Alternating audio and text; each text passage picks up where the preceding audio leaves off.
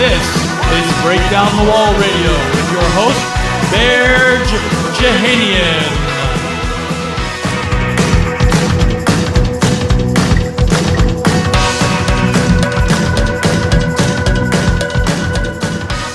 Welcome, everybody, to Break Down the Wall Radio. This is my inaugural episode. I am pumped up to have my good friend, Bren Dube, on with us. So I'm going to let him play a little bit to play us in here. Go ahead, man. Yeah, man. I like that intro music you got. It's in my head now.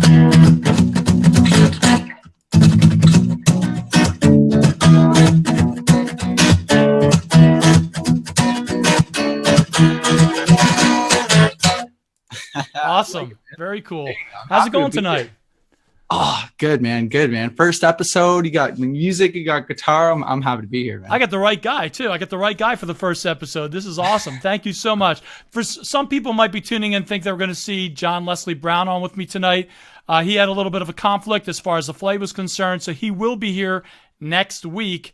Next Monday night at 7 p.m., I will have John Leslie Brown. If you don't know who he is, you might know who Les Brown is, and he is Les Brown's son. John Leslie is also a motivational speaker. He's an author, and he will be here next week. But this week we have my good friend Bren Dube, all the way from Canada, which is pretty amazing. And he is an absolutely amazing person. He is an author also. He's a musician. He has his own business, his own company. He's got a team of people that he works with. It's called Implicit Empowerment and Implicit Entertainment. Bren, why don't you tell us just a little bit about that first, and then we'll get into what you're all about. Yeah, man. Well, I mean, in terms of talking about Implicit, it's really simple. It's an entertainment productions and promotions company. You know, we create empowering entertainment, stuff that has a message, stuff that, you know, can really impact people's lives on a different level. You know, we do this through music, we do podcasts, we do shows, events, we do art, we do photography, really whatever we want to do, entertainment wise, productions wise. And we also promote good entertainment too. So, you know, we've teamed up with Bearj multiple times. Bearj is an amazing person as well. So thank you so much, Bearj, for having me here, man. So I'll send you that $20 through PayPal. Perfect. So you weren't always like this. You weren't always that positive person. You weren't always the person who was trying to empower other people, and you didn't spew positivity like you do today. You were a different kind of a person, even just a couple of years ago, really, just a couple of short years ago. Why don't you tell people a little bit about your journey, where you came from, what changed things for you in your life, and how you got to where you are today? Yeah, it's interesting. It's a big piece to bite off, right? No, it's interesting you say that, man, because like 3 years ago, I was probably like the opposite of the person I am today. And I was just thinking about this recently, you know, because things come up and it's interesting how your mindset affects all of that. And so I grew up in your typical dysfunctional family. You know, my parents, they loved our family very much, but they didn't have a lot of money. And you know, that led to them arguing a lot and led to me and my brother arguing. Everybody's just arguing. And so it felt like my house was like a war zone.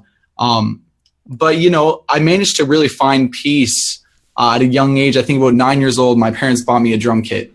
And I was so excited. I was like, Mom, Dad, you were amazing. You're so awesome. Thank you so much. And then over the next coming years, they kept adding instruments to our house. So they added a guitar, and then soon enough we had a microphone and speakers, and we had all this music stuff. And so anytime I had any sort of, you know, issue as a kid, because, you know, kids grow up and they have their, you know, challenges and adversities, you know, I would always find my peace in music. And so it was really a beautiful thing to find that. And so I was in a band for a few years with my brother and my best friend, Dylan. And we just started this band in the basement. It was really cool because it was basically all I wanted in life. I wanted to be a rock star. I've always wanted to light people up. I mean, from a young age, I could see what music does to people, you know? Like I don't know if my parents used to throw parties and just seeing how the music would light them up, and they get the microphone, they start singing karaoke, or someone would pick up a guitar and like everybody's smiling and having a good time. And so from a young age, I've always wanted to be that source of joy for people. I wanted to be that person who could pick up the guitar and play music and everybody sings along, has a good time. So we started this band and it went really well. We were pretty successful in our era. I mean, we played hundreds of shows. We released 4 records. We performed for thousands and thousands of people. It was really amazing. It was a great time. But as the years went by, we started to realize how unfulfilled we really were doing this. Because on the surface, it looked like, we were succeeding. We were happy. We were making all this stuff happen. It was really great. We had people tell us all the time, like, wow, you were so amazing. You were so talented. Like, you've got it all figured out. You could never quit. Like, don't quit. Don't stop. You're doing it. You're making it happen. And it was amazing to hear, but at the same time, it was kind of tough to hear because we were so unfulfilled under the surface. But we were being told that we were doing the right thing, even though deep down it didn't really feel like the right thing. And there was a lot of turmoil in the background, right? Oh, tons of turmoil, like just arguments between me and my brother and the other members of the band. And it was just, things just weren't working, If it seemed like it was working to people on the outside, but from the inside, it was just a disaster, man. And it eventually got so bad to the point where on New Year's Eve of 2014, we had just performed this tour. We played about 6 or 7 shows, and then our last show was supposed to be on New Year's Eve of 2014.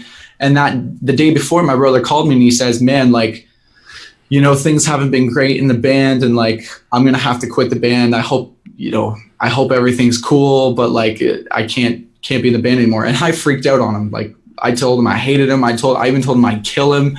The next day I get a phone call from my parents. And my mom's on the phone crying hysterically, and she says, yo, your brother just got in a car accident. Like, you got to go pick him up right now. And I was like, well, why do I got to pick him up? Like, I'm not on good terms with him right now. Like, I don't even want to see his face. Even though he just got in a car accident and I loved him, I still had all this anger. And eventually, I eventually had to go.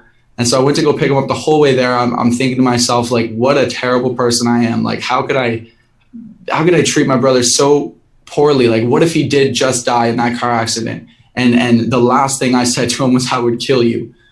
And I finally get to the hospital, and I saw him there laying, the neck brace and everything. And the first thing I said to him was, this is what happens when you quit the band. This is what happens. This is the universe telling you that, you shouldn't have quit the band.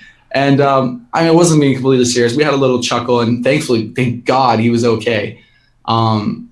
And 20 days after that experience, I went into basically a deep depression, man. I basically locked myself away in my bedroom with a bunch of alcohol.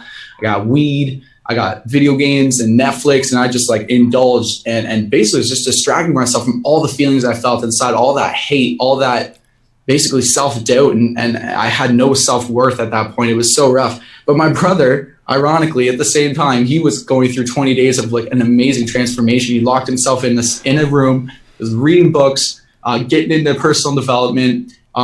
And finally, he passed this link on to me, his 10-hour-long audiobook called Think and Grow Rich. 10 hours, right? It was 10 hours long, and I laughed in his face, I swear. I was like, 10 hours? Like, are you kidding me? Like, it's 10 hours long. I don't have 10 hours, for one. And two, it's called Think and Grow Rich. Like, is this some sort of get-rich-quick money scheme or something? Like, I don't know if I want to get involved in this. And sure enough, like, I had to open it because I was so depressed. It's just in such a rough place. I mean, I had even been contemplating suicide, which was ridiculous because my life, even though, I was in this band for so long and I felt like it was my only thing. I felt like this band was my entire life. It was all I had going for me. And finally, it was just taken away.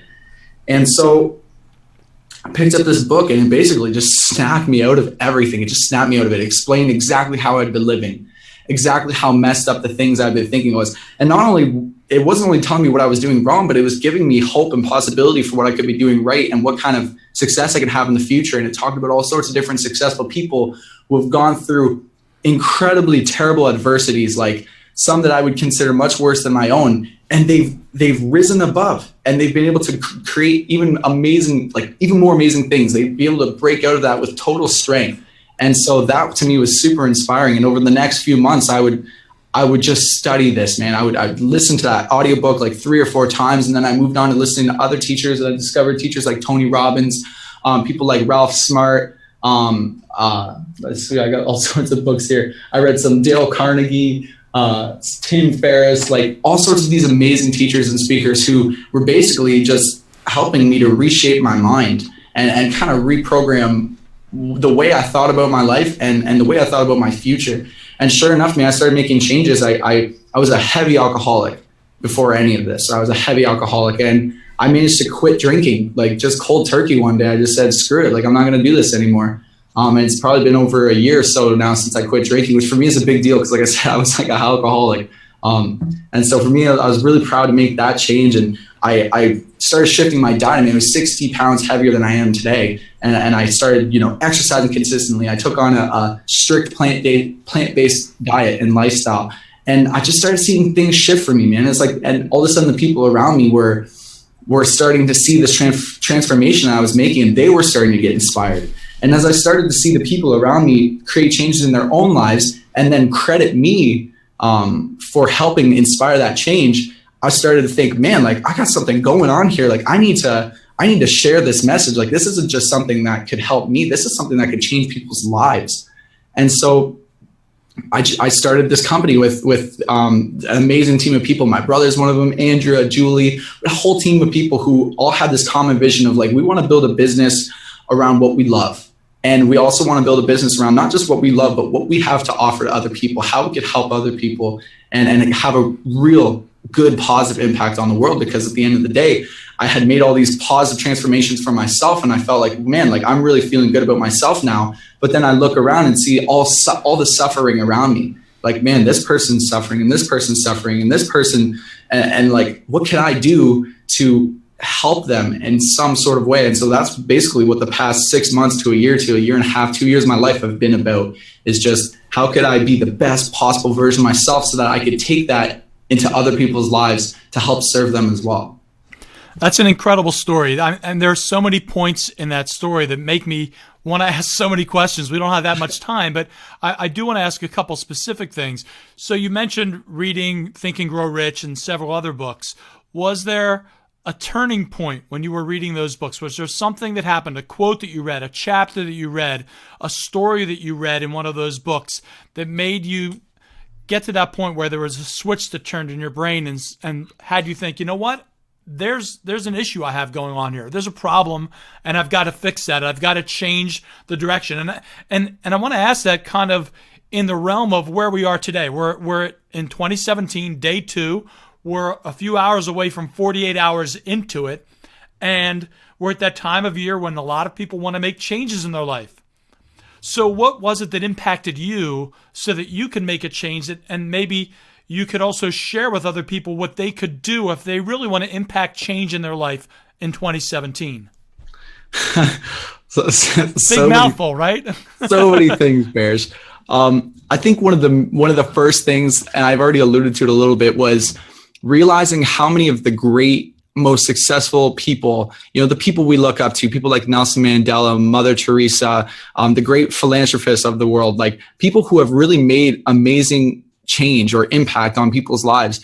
These people have been through so much adversity. That was one of the first things that clicked in my mind, was like, I thought I was going through some rough stuff, right? I thought I was going through rough times. And then I started to look at these other people who have also been going through rough times in their lives and how they managed to pull out of it. And not just pull out of it and get back to where they were, but to pull out of it and like rise above like this crazy shift, like this crazy explosion of growth and transformation just because of a little bit of pain that they had.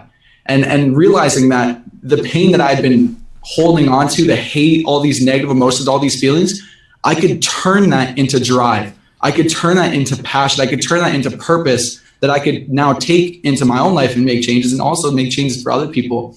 And I think another one of the huge shifts that I made, or that really made something click for me in my own mind, was realizing that it's like a Stoic philosophy, right? Realizing that it's not what happens to you, but it's how you react to it. And how everybody is basically living their own experience. Everybody's making up a different definition, a different experience based on different things that happen. One thing could happen, right? I mean, today a war could break out, for example, right? And every single person in the country is going to have a different perception, a different idea of what that war means, of what that war is going to bring about, what's going to happen. And so it just made it realize for me that I'm in control of my perception. I'm in control of how I see the world.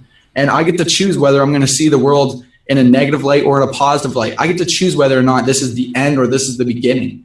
And I decided that day, like, this is the beginning. This is not the end. I mean, I thought it was the end. The band's over. Everything's over. My dream, all I ever wanted was done, right? That was my first philosophy. But these books, learning, growing, hearing audio tapes for hours and hours and hours, watching videos, meeting people like yourself, Bearj, helped me to realize like this isn't the end. This is just the beginning.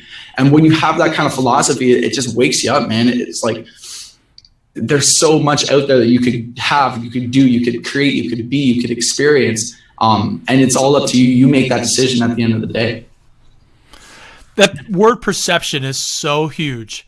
That is perhaps the key for almost everybody. And I'm so glad you bring that up. There are so many people who will look at one event that happens in their life.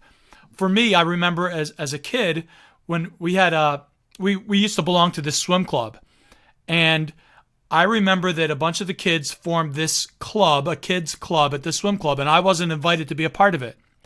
It could have been something that lasted for an afternoon. In my mind, it lasted forever, and I was on the outs, and I wasn't worthy of that, and it's something that I carried with me for a long time, and it was just my perception of it. It could have been that they didn't realize I was there that day. Who knows what it was, but that's just the way I perceived it. And other people might perceive it a very different way. My younger sister, who's on listening right now and watching right now, she's one of those people. She's always making excuses. So I'll say, oh, so-and-so didn't call me back. And she'll start with the excuses. Well, maybe they were busy. Maybe they're not feeling well. Maybe their phone died. Maybe this. And I'm like, well, just stop with the maybes. But she's right in a lot of ways to take the positive aspect of it and blame it on something other than yourself. And when we blame things on ourselves, that's when we start to pile things on and our shoulders get really heavy and we can't move forward. And we've got to take those things off of our shoulders and see that there are external things that could be the issue in life. I read this book called Mach 2 with Your Hair on Fire by a gentleman named Richard Brooke. And he talks in his book about creating a new movie in your mind. So we all have this movie playing in our minds about what we believe our life is about. If you want to change your life, you just need to simply change that movie, because everything you believe about yourself is a lie, he says. Everything. If you think you're a rotten person, that's something you've just made up about yourself. If you think you're a great person, that's just something you've made up about yourself. You just need to live into that. Mm-hmm. And I think that's what you're talking about when you say perception. When we have different moments that happen in life, the way we perceive them and the way we interpret them and the way we allow them to infiltrate our lives has everything to do with how we move forward and the next step that we take. Yeah. So go ahead. I'm sorry. I was just going to say, man, that's your power. That's what I always think about is my power is the decision I make on what something means, the meaning I give to something, the perception I decide to have, the story or the movie I create in my head. That's my power, because I could create an empowering movie or I could create a disempowering movie. And like you said, either or, it's not really real. Either or, it's a lie. Either or, it's an illusion. So you might as well make something up that's going to be productive and serve your life and the lives of others. And there's a word that we can associate with that, and it's called responsibility. And responsibility, a lot of people look at it as, you had a car accident and you're the one who went through the red light and now it's your responsibility. But I look at responsibility in a different way. Responsibility means that it's your response to everything. You have the ability to respond in any way that you want to respond. So if there's something good that you want to have happen in your life, you have the ability to respond to the events that happen in your life so you can force something positive, something good to happen in your life. You have the responsibility to do whatever it is that you want in your life. You have that ability to do that. And when you give up that responsibility and you say, well, I didn't get the promotion at work because my boss doesn't like me, you gave that power to someone else. And you took that power away from you. You can change your boss's opinion. You can get a job someplace else. You can start your own business. You can do whatever it is that you want to do. You have that power and you have that responsibility yourself. So when we take responsibility for our lives, that's when we can be so much more successful. So Bren, I know that you had a different type of music that you wrote before you had this transformational experience that your brother sort of forced you into in some ways, right? And now you have a different type of music. Why don't you talk about one of your tunes and and play something for us so you can show us what it's all about? Because I know you write music, you publish music. Yeah. Well, it's interesting. I mean, I always laugh when I go back and listen to my old music because I started writing at the age of 15. I think one of the first songs I wrote was called Wipeout. And it was essentially just about energy drinks. It was about getting high off energy drinks. It's like, yeah, I feel good, like energy. Blah. And then I wrote another song called Hollywood's Not For Me. And it was kind of about, how I don't want nothing to do with that superficial materialism Hollywood lifestyle. But then those were some of the first songs I wrote. But then I started, as I got older, as a teenager, 17, 18, 19, I started to develop a lot more angst. And so a lot of the music I wrote was just directed. It was kind of a way to vent and get rid of my depression, like get rid of my anger, my hatred, my angst, and put it all into music and put it on paper, which was an amazing way of therapy for me because, instead of holding in these emotions and holding on to them, I was able to put them out on page. But then I started to realize as I was playing this music out places and I started sharing it with people, I just started to realize like it's not very happy. It's not very encouraging or empowering. It's real. It's real music about real emotion, but it's not necessarily what I want to share it's not necessarily the vibes I kind of want to put out there. And so as I was making this transformation, I was starting to play my old music and I realized like, I don't really want to play this song anymore. The song doesn't really I'm past this point in my life. I want to move on to something else. And so I'm going to play a song for you called Grow. And this was really one of the first songs that I wrote about my journey, about how I was learning to grow. And essentially I was listening to an audiobook.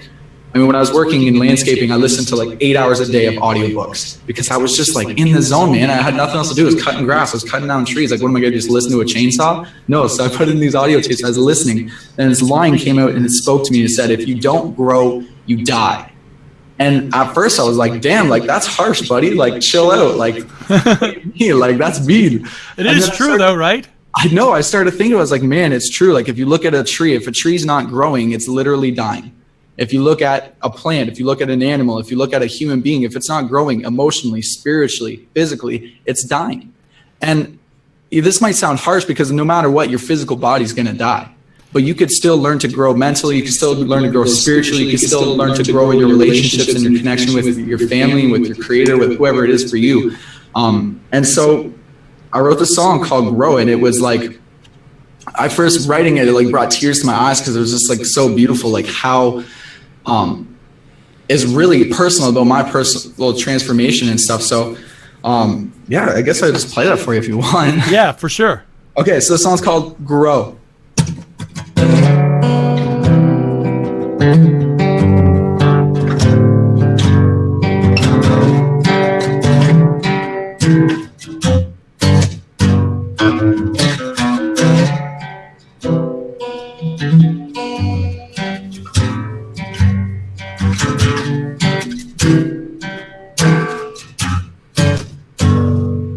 It's not meant to be easy. Don't challenge me, I'll grow. Find a deeper meaning.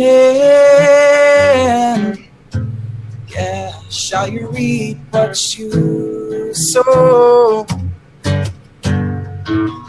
I've seen the worst, I've survived, yeah.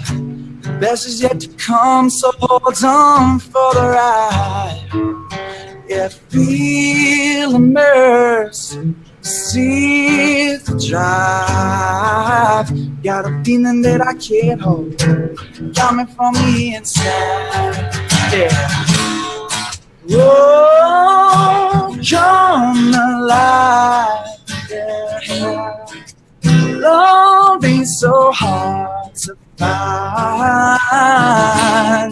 Grow down. Love ain't so hard to find. It ain't meant to be there.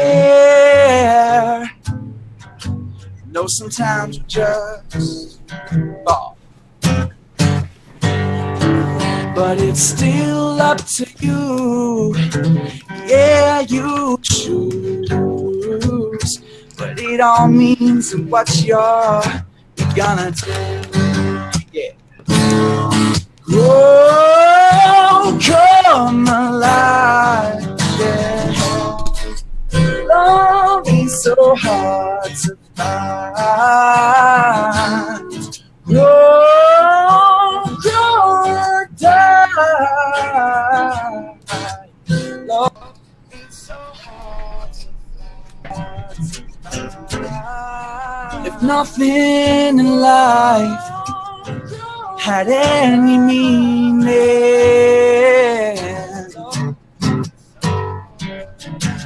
ooh, yeah, well, it's all in the meaning we give it.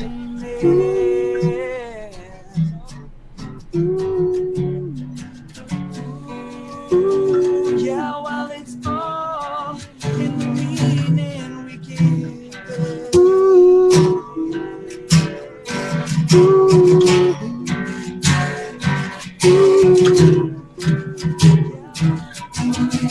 Love is so hard to find. No, don't die. Love is so hard to find. No, don't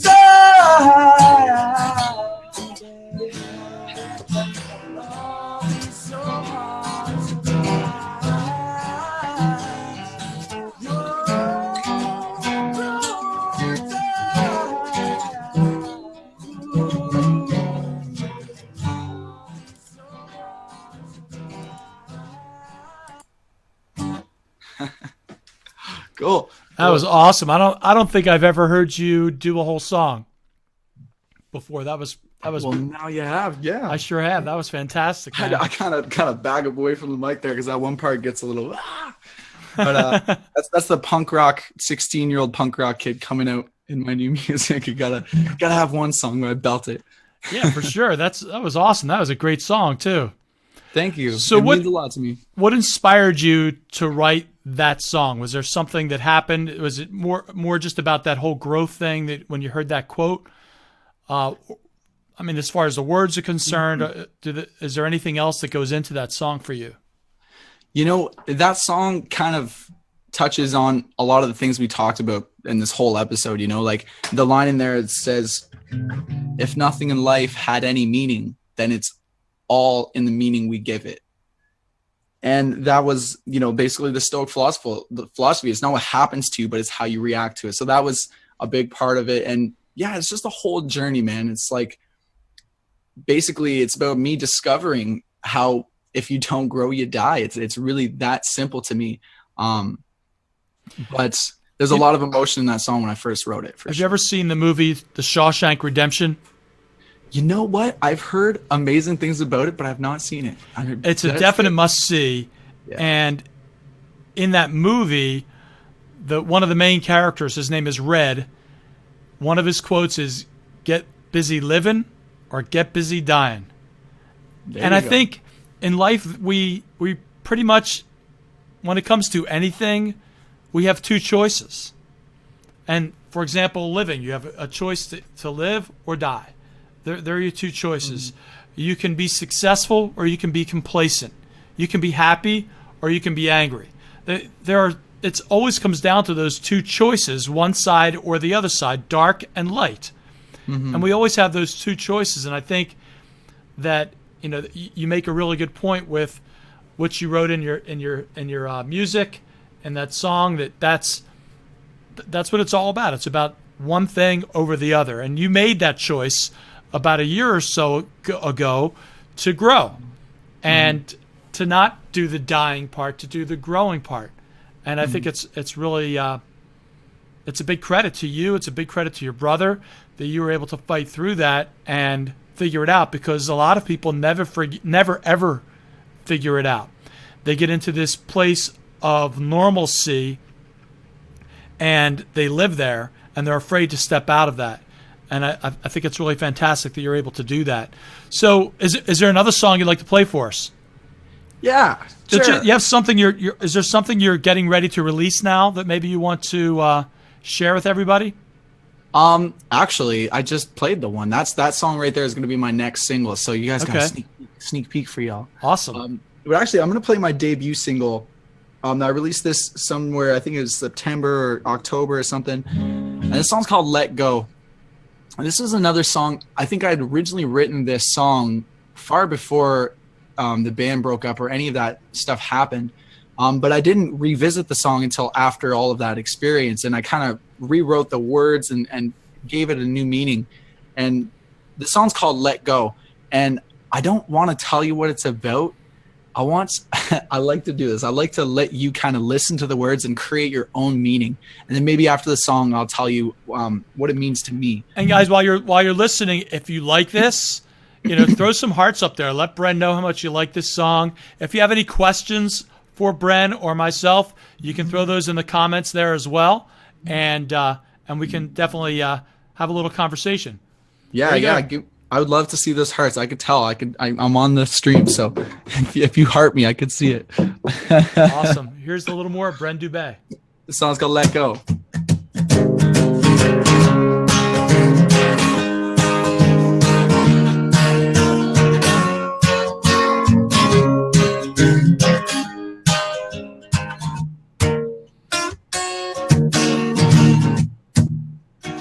Oh, times are changing. I don't know what I'm facing, but I know what I'm chasing. So now what's the question? I don't know what'll happen.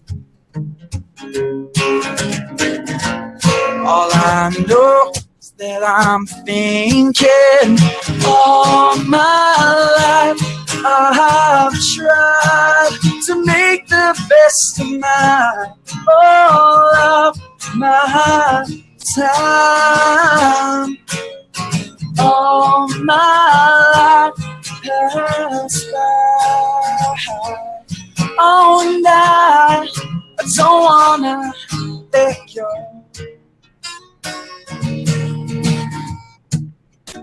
Fortunes unfolding. I don't know where I'm headed, but I know what I'm dreading. So now what's the question? Oh, I don't know what's worth saving. No, all I know is that I'm saying all my life I've tried to make the best of all of my time. All my life has by. Oh, and I don't wanna let go. Whoa. Oh.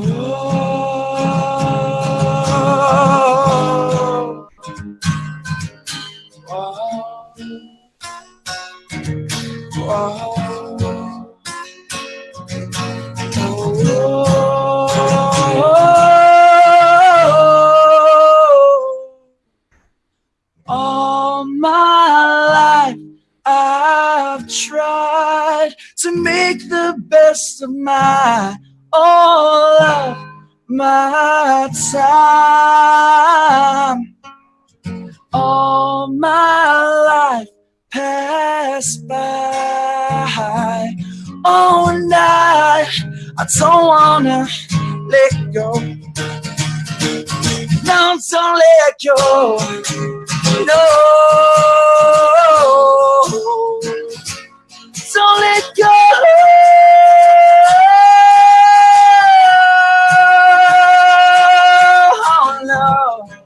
Oh no. Oh, and I don't wanna let go. No, don't let go. No, don't let go.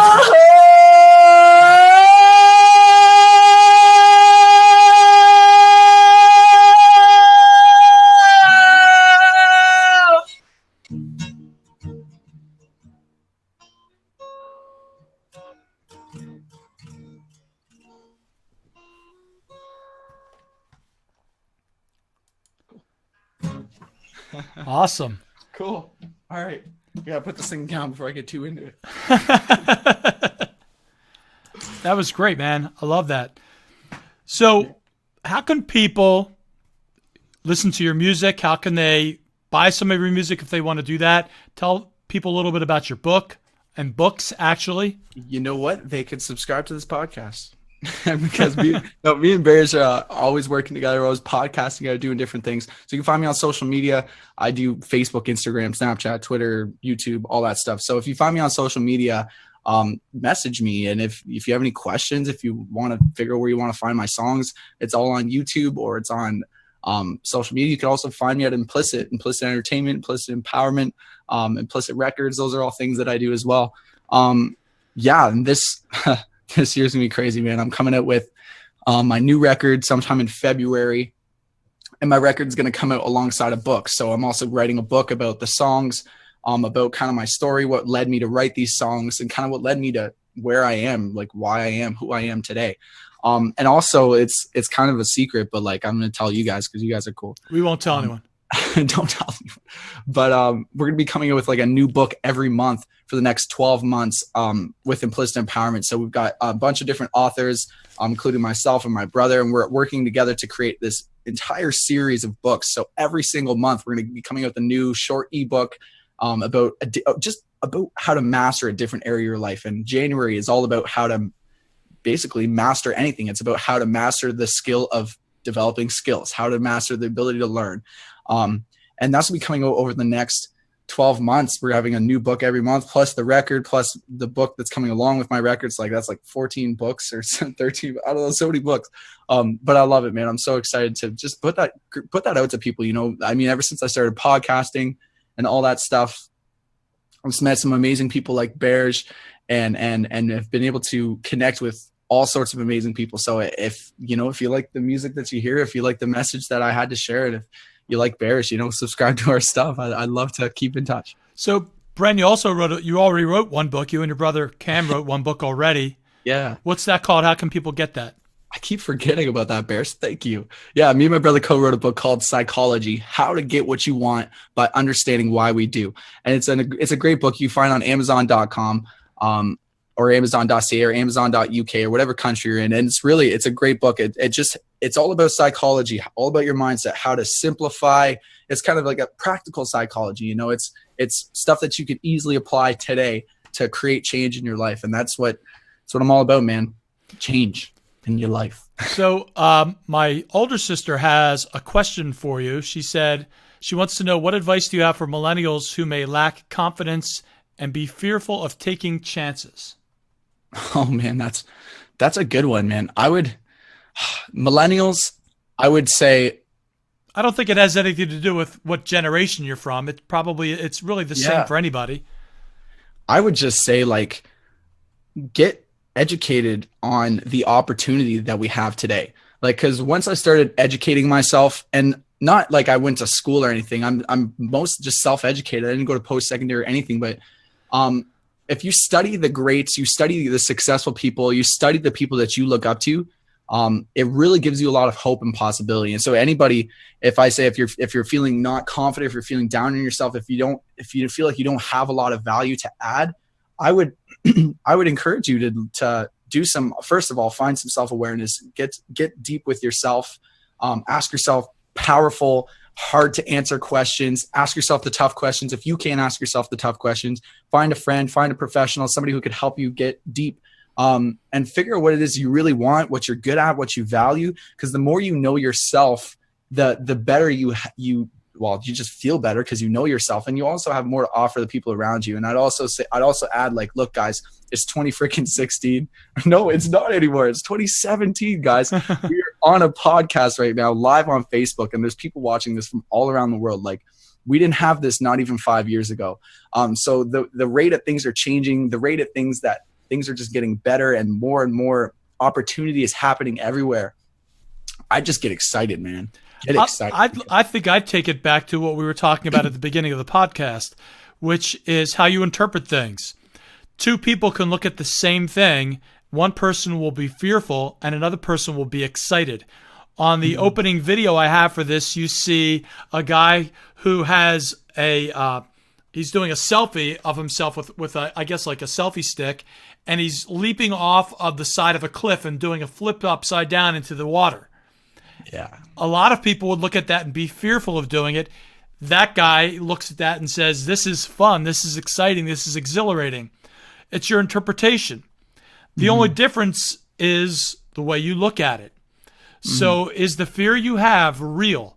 That's something you need to figure out yourself and understand, why am I fearing that? I used to be someone who's afraid of everything. I was afraid of my own shadow. We one time, Bren, when I was a little kid, I got a fortune cookie that said, you will meet a brown-eyed stranger. It scared the shit out of me. My dad had to put cans on the steps leading upstairs so that I would go to bed because I was afraid that I was going to meet a brown-eyed stranger, where someone else might look at that as, what a great opportunity. I'm going to meet someone who's going to come into my life and bring something new into my life. I didn't look at it that way. It's our interpretation. Yeah. So, if I could put that in 3 quick, simple steps, I'd say first step is create an empowering meaning. Like Bearj just said, create a meaning that gets you excited, that makes you happy based on a situation, because that's your power. You get to create the meaning. The second, I'd say, get to know yourself, get deep with yourself, discover who you are, what you're good at, what you love, and just find a great relationship with yourself. And 3, if it's confidence that you're worried about, I would say you have to earn your confidence. You really, confidence doesn't just come out of nowhere. I don't think. I mean, for myself personally, the confidence that I have is confidence that I earned, the confidence that I worked for, that I got up early in the morning and went hard. I practiced that guitar. How many hours I have on that guitar, how much time I put into it. That's why I have confidence doing it. So if it's confidence that you're worried about, put in the time, put in the work, and the confidence will come, because the more you prepare, the more you practice, the more you're in it, it just becomes natural to you. It just, you'll get it. Just put in the time and have fun, man. Have fun and smile. Happiness is productivity. If you want to be productive, if you want to be effective, efficient, be happy, because just do it. And I'll end it with this. When I guess it was about 10 or 12 years ago, maybe even longer than that now, I decided to get my pilot's license. And I envisioned getting into a plane that wasn't like a jet or anything, but was bigger than the one I got in. And the one that I got in, we were shoulder to shoulder. It was tiny. You could literally take it apart and put it in the trunk of my car. That's how small this plane was. And when we were walking up to the plane, I started getting nervous and thinking, I can't do this. I was fearful. But then I also thought, if other people have done this, then I can do it. And at the same time, I saw this 15-year-old kid get out of a plane the same size right when I was getting it to the plane that we were going to go up in. And I thought, if that kid can do this, I can do this. I need to get over myself. And the interesting thing was, I didn't tell anyone that I was taking flight lessons until I got to do my solo flight. After I took my first solo flight, I went to my parents' house and I sat down and I told my parents. And I remember my mom looking at me, and the look on her face was, she wanted to say, are you crazy? You're insane. Why are you doing this? But she quickly thought to herself, this is the guy who has always been afraid of everything. I can't say that. And she encouraged me instead. But I could see that struggle inside of her, because she wanted to pull me back, but she recognized that I was taking those steps. So when we face our fears, I think a lot of times that's the fourth thing, maybe, Bren. When you face your fears, then you are able to overcome them. And you've got to face them. If you don't ever face them, you'll never overcome them. Yeah, and it feels good. It feels good to face those fears, man. I mean, getting into it, obviously, like getting yourself to finally make the decision, like I'm going to do this. That's the tough part. But once you're in it, it's like, oh, this is not as bad as I thought. Like this feels good. This is great. Yeah. So yeah, I love that, Bearj. Awesome. So I got to ask you one last time. Can you play us out? We're about to end. Can you play us out here? Sure. Awesome. Guys, throw some hearts up there one more time. This is my good friend, Bren Dube. Thank you so much, Bren, for being on my first podcast. And this is Break Down the Wall Radio. We'll be back here next Sunday. Oh, excuse me, next Monday. I'm calendrically challenged. Next Monday at 7 p.m. with author and motivational speaker John Leslie Brown. And right now, here we go. Here is Bren Dube. Peace.